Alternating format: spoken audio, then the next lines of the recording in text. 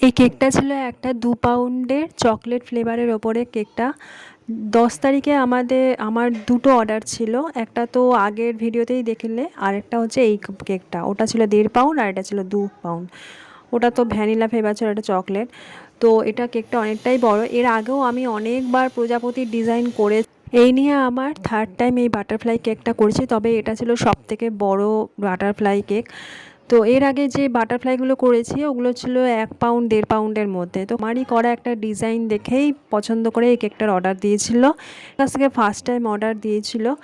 তো যাই হোক, তো কেকটা তো আমি আগের দিন রাতে ক্রাম কোটিং করে রেখে দিয়েছিলাম। তার পরের দিন দুপুরবেলা সমস্ত ঘরের কাজকর্ম সেরে আমি তারপর ডেকোরেশন করছি।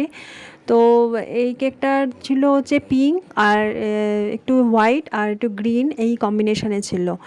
তো আমার করতে এই কেকগুলো ভীষণ ভালো লাগে। তবে এই কেকটার এক্সপিরিয়েন্স খুব একটা ভালো ছিল না।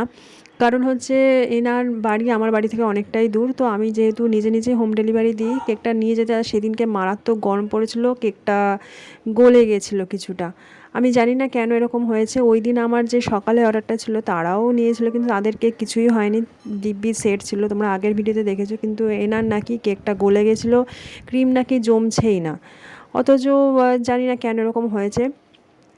তো ওনার খুব খারাপ লেগেছে। তা প্রথমত উনি আমাকে অনেক কিছু বলেছে যে ক্রিমটা কেটে গেছে, সেট হয়নি। তো যাই হোক, আমি আমার ভুল বুঝে আমি সব মেনে নিয়েছি। তো তোমাদের কীরকম লাগলো ডিজাইনটা অবশ্যই জানিও। আর ভালো লাগলে অবশ্যই একটা লাইক করে দিও। আবার একটা নেক্সট ভিডিওতে দেখা হবে।